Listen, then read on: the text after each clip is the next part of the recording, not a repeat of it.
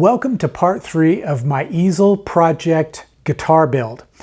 In the last episode, I walked you through the Easel project file that I have created for building this guitar. Now, for those of you who aren't familiar with what Easel is, it's basically a software program that allows you to design a project and then cut it on a CNC machine. So it's basically CAD/CAM, computer-aided design, computer-aided manufacturing. The whole package is combined into one easy-to-use software platform. It's available online, and you can sign up for free for the basic Easel account, or you can step it up and pay for the Easel Pro account. Now, I have no affiliation with Easel. I'm doing this because I've used Easel for years, and I find it to be what I would consider a game-changing software. It came along at a time when CNC was really starting to become available to consumers, but it was so complicated and difficult to use that a lot of people were intimidated by its sophistication and complexity and really weren't willing to make the plunge into using CNC. But then programs like Easel came along and it all of a sudden started to get a lot easier.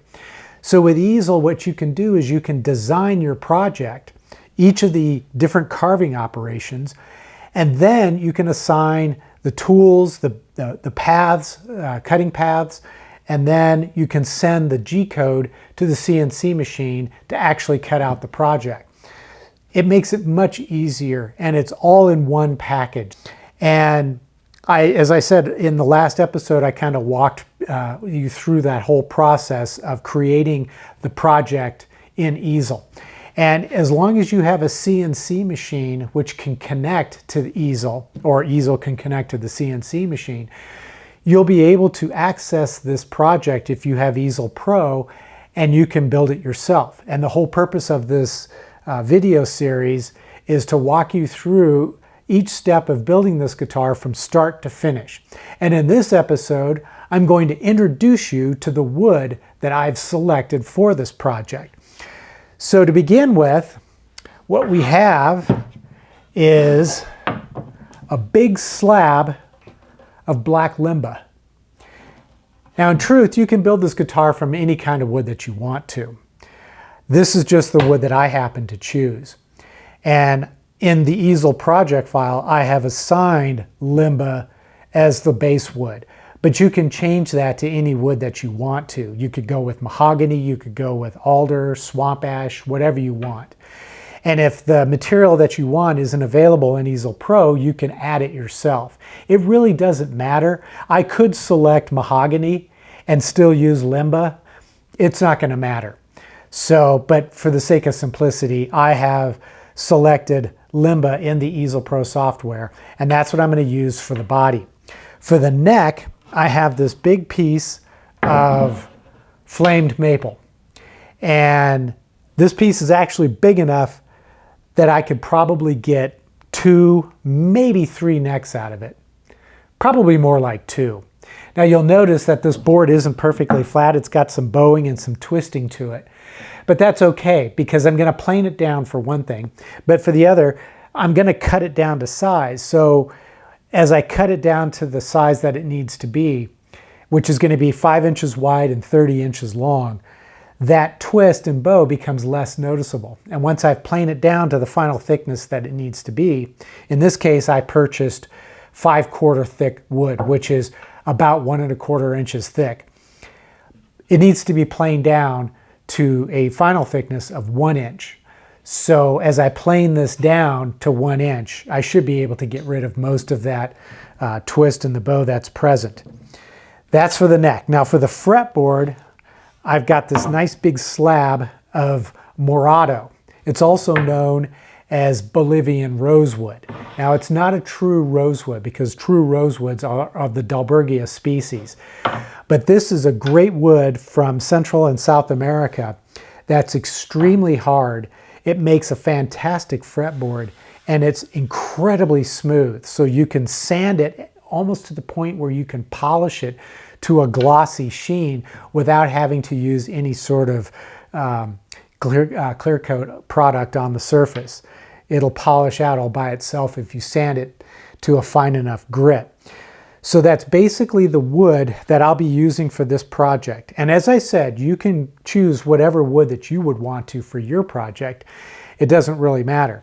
So what I'm going to do now is to start preparing the blanks by cutting the wood to its final size and then planing it to its final thickness.